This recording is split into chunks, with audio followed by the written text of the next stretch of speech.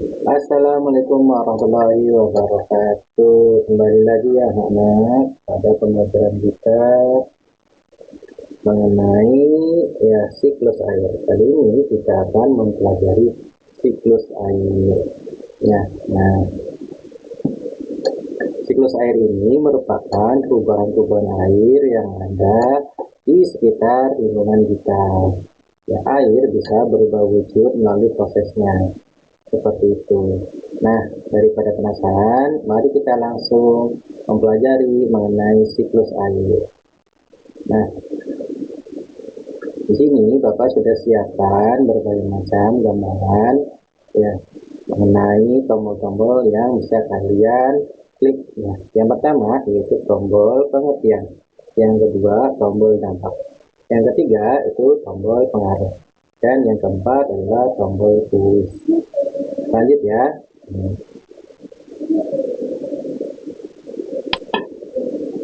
Pengertian dari siklus air itu sendiri. Apa sih siklus air? Bagaimana nih? Penjelasannya. Begini penjelasannya. Proses siklus air terjadi sebagai berikut. Air yang terdapat di permukaan bumi mengalami penguapan atau evaporasi karena terkena panas matahari. Air yang mengalami penguapan berubah menjadi uap air. Jadi ketika menguap itu menjadi uap air. Kemudian uap air itu akan naik ke tempat tinggi dan dingin.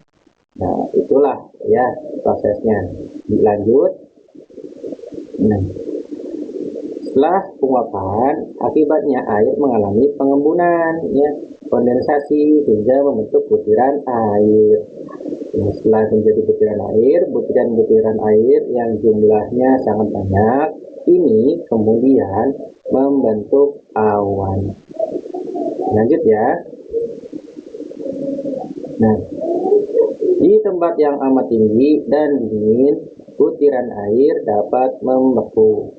Jika butiran air atau es di awan cukup besar, butiran dapat jatuh ke tanah. Peristiwa jatuhnya butiran-butiran air ini disebut presipitasi.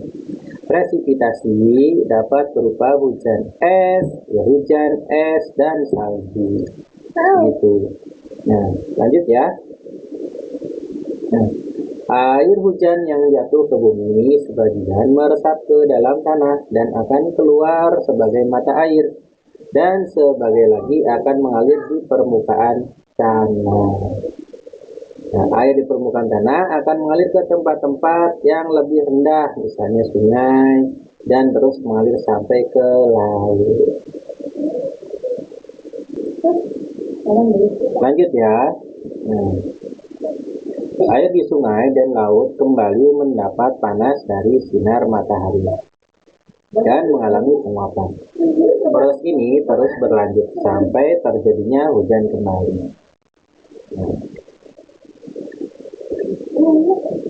Mari kita saksikan video dari siklus air yang Bapak sudah siapkan. Di sini kamu amati betul-betul bagaimana siklus air itu terbentuk dari setiap prosesnya.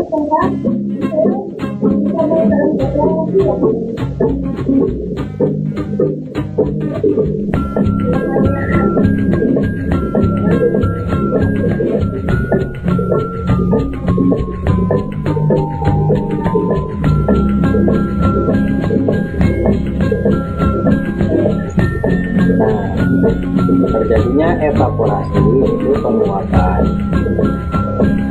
Setelah menjadi embun,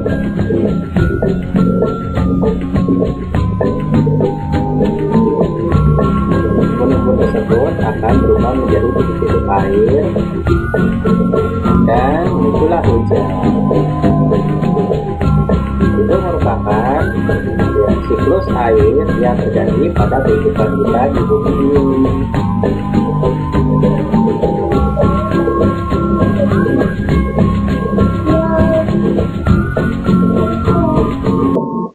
Bagaimana? Apakah kalian mengerti dan memahami siklus air yang terjadi pada bumi kita?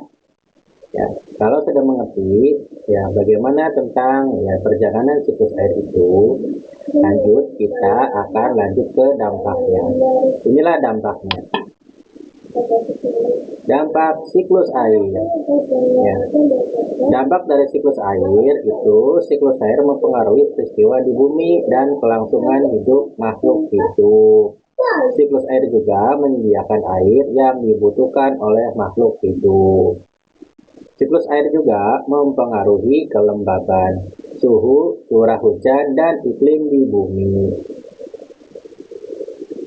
Ya. Lanjut ya. Uap air, ya, hasil evaporasi yang ada di atmosfer akan mempengaruhi kelembaban dan suhu. Uap air akan mengurangi suhu di bumi sehingga tidak terlalu panas.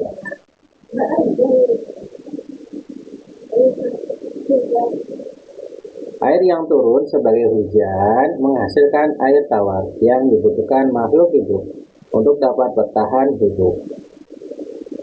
Banyaknya curah hujan yang turun juga dipengaruhi oleh banyaknya air yang mengalami penguapan dalam siklus air. Nah, hal yang mempengaruhi siklus air seperti apa? Kita lihat bersama. Nah, kegiatan manusia yang mempengaruhi siklus air. Dapat kalian lihat bahwa manusia itu sangat terbatas sekali ya. Hutan-hutan yang menjadi ya penghasil oksigen dibabat habis, dipotong, kemudian dimanfaatkan dengan semena-mena tanpa adanya pemeliharaan tingkat lanjut.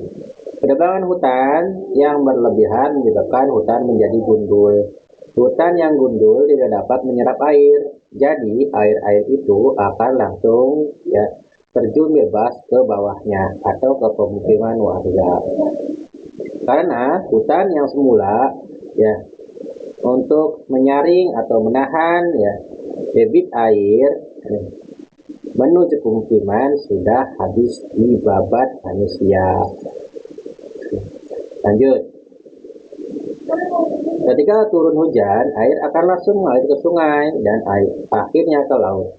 Karena tidak ada penahannya, aliran itu deras sehingga dapat menggigis tanah, lapisan atas dan kumuh. Akibatnya tanah menjadi tandus. Selain itu, hutan gundul dapat menyebabkan banjir.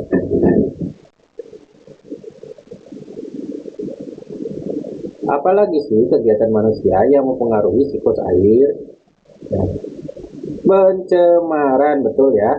Pencemaran yang sangat mempengaruhi daur air adalah pencemaran yang terjadi di laut. Karena laut adalah bagian terbesar dari bumi. Di sini terlihat pencemaran yang dilakukan oleh pabrik-pabrik ya.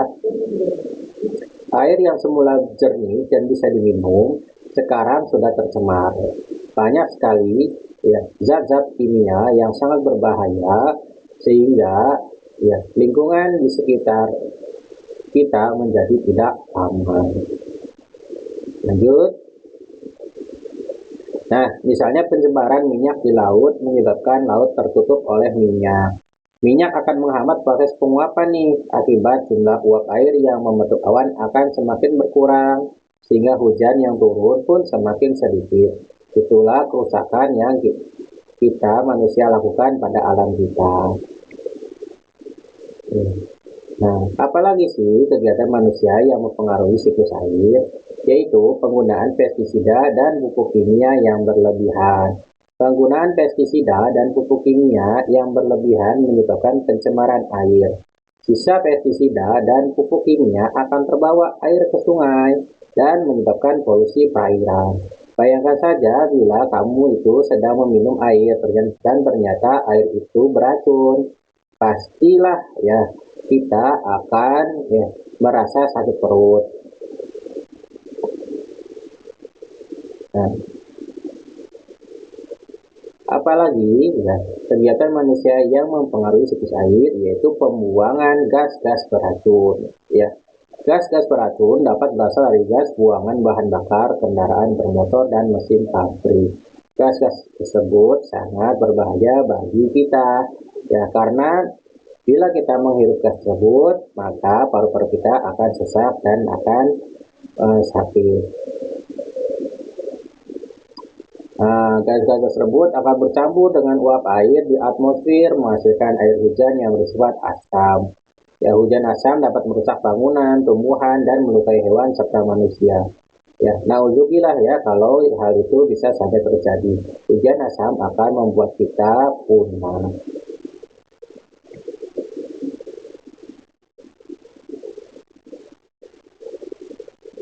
Pembangunan daerah perkotaan juga. Gas-gas beracun dapat berasal dari gas buangan bahan bakar di kendaraan bermotor dan mesin pabrik.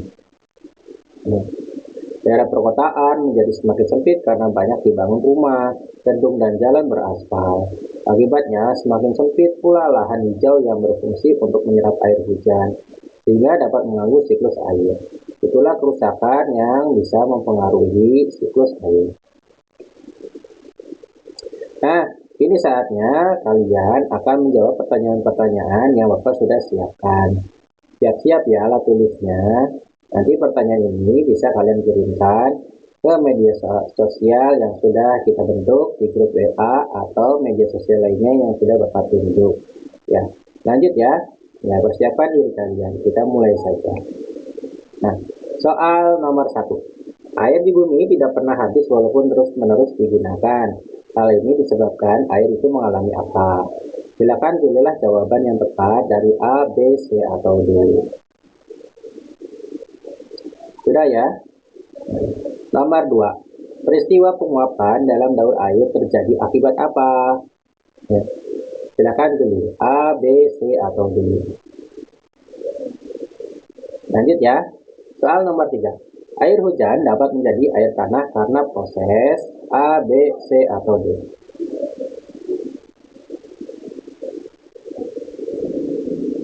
Lanjut ya. Soal nomor 4. Evaporasi adalah peristiwa titik-titik air. A. Penguapan, B. pengemuman, C. pengendapan, D. peresapan. Pilihlah jawaban yang tepat. Lanjut ya. Evaporasi adalah peristiwa titik-titik air. A, B, C, atau D.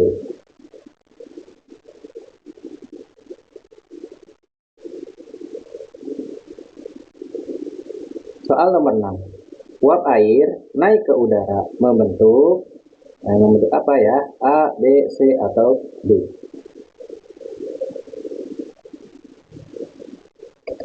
Lanjut. Soal nomor 7. Daur air mempunyai 3 unsur pokok, yaitu apa saja? A, B, C, atau D. Lanjut ya. Uap air yang suhunya turun akan berubah menjadi air. Air ini akan berkumpul di angkasa, kemudian turun menjadi apa? A, B, C, atau D. Soal nomor 9. Daur adalah titik-titik. Silakan kalian tentukan jawaban yang tepat. A, B, C, atau D. Soal nomor 10. Air di permukaan bumi mengalami penguapan karena mendapat apa? A, B, C, atau D.